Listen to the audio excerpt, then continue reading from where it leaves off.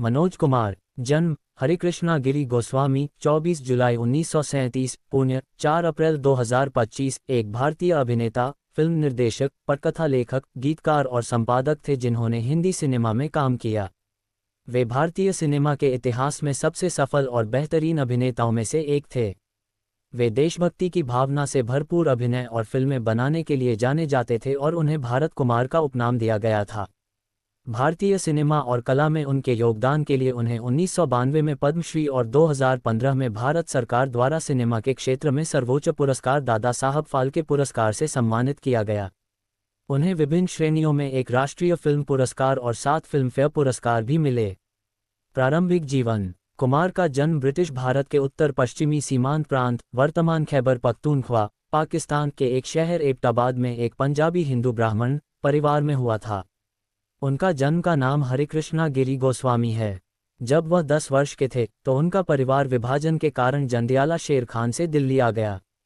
फिल्मों में अपनी किस्मत आजमाने से पहले मनोज कुमार ने हिंदू कॉलेज से कला स्नातक की डिग्री हासिल की। जब वह छोटे थे तो वह अभिनेता दिलीप कुमार, अशोक कुमार और कामिनी कौशल की प्रशंसा करते थे और उन्होंने शबनम में दिलीप कुमार के चरित्र के आधार पर अपना नाम मनोज कुमार रखने का फैसला किया। आजीविका। पदार्पण और प्रसिद्धि की ओर बढ़ना। फैशन 1957 में कम चर्चित शुरुआत करने के बाद सहारा 1958, चांद 1959 और हनीमून 1960 जैसी फिल्मों में भूलने योग्य भूमिकाएं करने के बाद उन्होंने कांच की गुड़िया 1961 में अपनी पहली प्रमुख भूमिका निभाई। इसके बाद पिया मिलन की आस 1961, सुहाग सिंदूर 1961, रेशमी रूमाल 1961 आई, लेकिन इनमें से अधिकांश बिना किसी निशान के डूब गईं। पहली बड़ी व्यावसायिक सफलता 1962 में विजय भट्ट की हरियाली और रास्ता में माला सिन्हा के साथ मिली। हरियाली और रास्ता की सफलता के बाद शादी 1962, डॉक्टर विद्या 1962 और गृहस्थी 1963 आईं, जिनमें से तीनों ने बॉक्स ऑफिस पर अच्छा प्रदर्शन किया। मुख्य भूमिका के रूप में उनकी पहली बड़ी सफलता 1964 में राज खोसला की रहस्य थ्रिलर वो कौन थी फिल्म सुपरहिट साबित हुई, जिसका श्रेय इसकी दमदार पटकथा और मदन मोहन द्वारा रचित मधुर गीतों को दिया जाता है, जैसे लग जा गले और नैना बरसे रिमझिम, दोनों ही लता मंगेशकर द्वारा एकल गाए गए थे। स्टारडम। 1965 कुमार के लिए एक बड़ा साल था क्योंकि इसने उनके स्टारडम की ओर बढ़ने की शुरुआत की। उनकी पहली रिलीज देशभक्ति ड्रामा शहीद थी, जो स्वतंत्रता क्रांतिकारी भगत सिंह के जीवन पर आधारित थी। इसे आलोचकों के साथ साथ भारत के तत्कालीन प्रधानमंत्री लाल बहादुर शास्त्री से भी अत्यधिक सकारात्मक प्रतिक्रिया मिली और यह बॉक्स ऑफिस पर हिट रही। इसके बाद रोमांटिक ड्रामा हिमालय की गोद में आई, जो एक ब्लॉकबस्टर थी जिसने उन्हें एक बैंकेबल स्टार बना दिया। वर्ष के अंत से पहले उन्होंने रहस्य थ्रिलर गुमनाम के साथ एक और बड़ी हिट हासिल की। सफलता का सिलसिला 1966 में जारी रहा, जब उन्होंने आशा पारेख के साथ दो बदन के लिए खोसला के साथ फिर से काम किया। इस फिल्म को खोसला के निर्देशन, कुमार के प्रदर्शन और गीतकार शकील बदायूनी द्वारा लिखे गए गीतों के लिए याद किया जाता है, जिसमें मोहम्मद रफ़ी द्वारा गाया गया राह गाडिशों में और लता मंगेशकर द्वारा गाया गया एकल गीत लो आ गई उनकी याद शामिल है। उन्होंने उस वर्ष शक्ति सामंत की सावन की घाटा में शर्मिला टैगोर के साथ अभिनय करते हुए एक और हिट फिल्म दी। 1965 के भारत-पाकिस्तान युद्ध के बाद प्रधानमंत्री लाल बहादुर शास्त्री ने उन्हें लोकप्रिय नारे जय जवान जय किसान, सैनिक की जय, किसान की जय पर आधारित एक फिल्म बनाने के लिए कहा। इसका परिणाम उनकी निर्देशन की पहली फिल्म थी, देशभक्ति नाटक उपकार 1967। इसे आलोचकों की प्रशंसा मिली और यह उस वर्ष बॉक्स ऑफिस चार्ट में शीर्ष पर रही, अंततः एक ऑल टाइम ब्लॉकबस्टर बनकर उभरी। इसका संगीत 1960 के दशक का छठा सबसे अधिक बिकने वाला हिंदी फिल्म एल्बम था। उपकार का एक गीत मेरे देश की धरती हर साल भारत में गणतंत्र दिवस और स्वतंत्रता दिवस समारोह के दौरान बजाया जाता है। फिल्म ने कुमार को दूसरी सर्वश्रेष्ठ फीचर फिल्म उनकी अगली रिलीज पत्थर के सनम भी बहुत बड़ी हिट रही, लेकिन साधना के साथ अनीता फ्लॉप रही। 1968 में उन्होंने नीलकमल में राजकुमार और वहीदा रहमान के साथ सह अभिनय किया। उसी वर्ष उन्होंने आदमी के लिए रहमान के साथ फिर से काम किया, जिसमें दिलीप कुमार भी मुख्य भूमिका में थे। नीलकमल बॉक्स ऑफिस पर एक ब्लॉकबस्टर साबित हुई, जो 1968 की तीसरी सबसे ज्यादा कमाई करने वाली फिल्म बन गई। आदमी ने भी ठीक ठाक कारोबार किया और इसके रन के अंत तक इसे सेमी हिट घोषित कर दिया गया। वर्ष 1969 में राजेश खन्ना का उदय हुआ, जिन्होंने आराधना और दो रास्ते में बैक टू बैक ब्लॉकबस्टर के साथ देश में तूफान ला दिया। उस वर्ष कुमार की एकमात्र रिलीज मोहन सहगल की हैप्पी गो लवली 1951 थी, जिसमें पारेख सह कलाकार साजन थे। ये फिल्म सुपरहिट रही और उस साल की सबसे ज्यादा कमाई करने वाली फिल्मों में 10वें स्थान पर रही। कुमार 1970 में पूरब और पश्चिम के साथ देशभक्ति विषयों पर लौटे, जिसमें पूर्व और पश्चिम में जीवन को एक साथ दिखाया गया था। ये भारत और विदेशों दोनों में एक बड़ी ब्लॉकबस्टर साबित हुई। यूनाइटेड किंगडम में फिल्म 1971 में रिलीज हुई और लंदन में 50 सप्ताह से अधिक समय तक चली। इसने यूके में 2,85,000 पाउंड की कमाई की, जो ₹2.50 मिलियन के बराबर है। इसने यूके बॉक्स ऑफिस पर दो रास्ते का रिकॉर्ड तोड़ दिया, जो एक साल पहले यूके में रिलीज हुई थी। पूरब और पश्चिम ने यूके का रिकॉर्ड 23 साल तक अपने नाम रखा, जब तक कि इसे अंततः 1994 में हम आपके हैं कौन ने नहीं तोड़ा। 1970 में उनकी अन्य रिलीज यादगार, पहचान और मेरा नाम जोकर थीं। जबकि पहली बॉक्स ऑफिस पर असफल रही, पहचान बबीता के साथ एक व्यावसायिक सफलता साबित हुई, और राज कपूर की मेरा नाम जोकर, जिसमें उनकी सहायक भूमिका थी, रिलीज के समय फ्लॉप हो गई। लेकिन समय बीतने और विश्व सिनेमा में भारतीय सामग्री की बढ़ती दृश्यता के साथ इसे पंथ का दर्जा प्राप्त हुआ।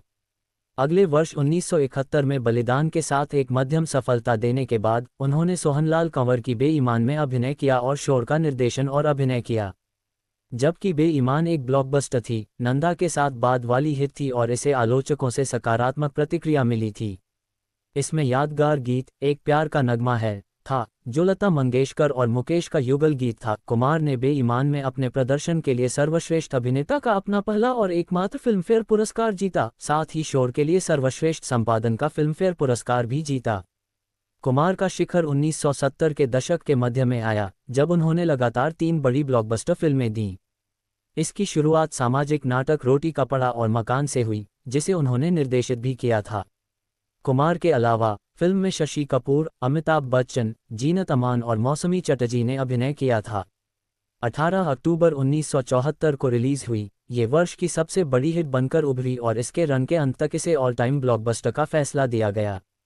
लक्ष्मीकांत प्यारेलाल द्वारा रचित इसके साउंड ट्रैक ने संगीत चार्ट पर हावी रहा और यह 1970 के दशक का 5वां सबसे अधिक बिकने वाला हिंदी फिल्म एल्बम था। 1975 में कुमार ने सन्यासी के लिए सोहनलाल कंवर के साथ फिर से काम किया। फिल्म में एक धार्मिक विचारधारा वाले युवक की भूमिका के लिए कुमार को सर्वश्रेष्ठ अभिनेता श्रेणी के लिए फिल्मफेयर पुरस्कार में अपना चौथा और अंतिम नामांकन मिला। 1976 में एक्शन क्राइम फिल्म 10 नंबरी के साथ उन्होंने ब्लॉकबस्टर की अपनी हैट्रिक पूरी की। 1977 में उनकी 2 फिल्में रिलीज हुईं, बहुत देर से आए अमानत और शिरडी के साईं बाबा, दोनों ही व्यावसायिक रूप से सफल रहीं। एक साल के लंबे ब्रेक के बाद उन्होंने हिट पंजाबी फिल्म जट पंजाबी में अभिनय किया। 1981 में कुमार ने दिलीप कुमार, हेमा मालिनी, शशि कपूर, परवीन बॉबी और शत्रुघ्न सिन्हा के साथ ऐतिहासिक ड्रामा क्रांति का निर्देशन और अभिनय किया। क्रांति 1981 में बॉक्स ऑफिस चार्ट में शीर्ष पर रहते हुए अब तक की सबसे बड़ी देशभक्ति हिट बन गई। यह 1980 के दशक की सबसे सफल फिल्म थी और उपकार और रोटी कपड़ा और मकान के बाद कुमार की तीसरी ऑल टाइम ब्लॉकबस्टर थी। फिल्म का क्रेज ऐसा था कि दिल्ली, राजस्थान, उत्तर प्रदेश और हरियाणा जैसी जगहों पर क्रांति टी शर्ट, जैकेट, बनियान और यहां तक कि अंडरवियर बेचने वाली दुकानें थीं। वर्ष 1981 उद्योग के लिए एक बड़ा वर्ष था, जिसमें नसीब, लावारिस, एक दूजे के लिए, लव स्टोरी और मेरी आवाज़ सुनो जैसी कई बड़ी ब्लॉकबस्टर फिल्में और कई अन्य हिट फिल्में आईं, लेकिन क्रांति अलग और शीर्ष पर रही। ये कुमार के करियर की आखिरी उल्लेखनीय सफल हिंदी फिल्म भी साबित हुई। बाद का करियर 1981 में क्रांति के बाद कुमार का करियर ढलान पर आ गया और उन्होंने कलयुग और रामायण 1987, संतोष 1989, क्लर्क 1989 और देशवासी 1991 जैसी फिल्मों में अभिनय किया, जो बॉक्स ऑफिस पर फ्लॉप रहीं। 1995 की फिल्म मैदान ए जंग में अपनी उपस्थिति के बाद उन्होंने अभिनय छोड़ दिया। उन्होंने अपने बेटे कुणाल गोस्वामी को 1999 की फिल्म जय हिंद में निर्देशित किया, जो देशभक्ति की थीम पर आधारित थी। ये फिल्म बॉक्स ऑफिस पर असफल रही और कुमार ने जिस आखिरी फिल्म में काम किया वह थी। उसी वर्ष 44वें फिल्मफेयर पुरस्कार में उन्हें 40 साल से अधिक के करियर के लिए लाइफटाइम अचीवमेंट पुरस्कार से सम्मानित किया गया। राजनीति कई अन्य बॉलीवुड सितारों की तरह कुमार ने भी अपनी सेवानिवृत्ति के बाद राजनीति में प्रवेश करने का फैसला किया। भारत में 2004 के आम चुनाव से पहले वह आधिकारिक तौर पर भारतीय जनता पार्टी में शामिल हो गए। मौत: कुमार को मुंबई के कोकिलाबेन धीरूभाई अंबानी अस्पताल में भर्ती कराया गया था, जहां हृदय संबंधी पुरानी जटिलताओं के कारण उनकी मृत्यु हो गई। अस्पताल द्वारा जारी किए गए चिकित्सा प्रमाण पत्र के अनुसार मृत्यु का दूसरा कारण डिकम्पेंसेटेड लिवर सिरोसिस था। कुमार का 87 वर्ष की आयु में 4 अप्रैल 2025 को मुंबई में निधन हो गया। परंपरा: मनोज कुमार को भारतीय सिनेमा के सबसे महान अभिनेताओं में से एक माना जाता है। वह अपने अभिनय शैली और देशभक्ति फिल्मों के लिए जाने जाते हैं। 1960 और 1970 के दशक के सबसे सफल अभिनेताओं में से एक, कुमार बॉक्स ऑफिस इंडिया की शीर्ष अभिनेताओं की सूची में 8 बार दिखाई दिए। उन्होंने अपने करियर में लगातार प्रेम नाथ, प्राण, प्रेम चोपड़ा, कामिनी कौशल और हेमा मालिनी जैसे अभिनेताओं के साथ काम किया। इंडस्ट्री में उनके सबसे करीबी दोस्तों में दिलीप कुमार, राज कपूर, मुकेश, महेंद्र कपूर, धर्मेंद्र, राजेंद्र कुमार और शशि कपूर शामिल थे। 2022 में उन्हें आउटलुक इंडिया की 75 सर्वश्रेष्ठ बॉलीवुड अभिनेताओं की सूची में रखा गया। विवाद: कुमार का चेहरा ढकने वाला हाथ का ट्रेडमार्क आंदोलन बहुत लोकप्रिय था और आज भी यह आज के स्टैंड अप कॉमेडियन के मजाक का विषय बना हुआ है।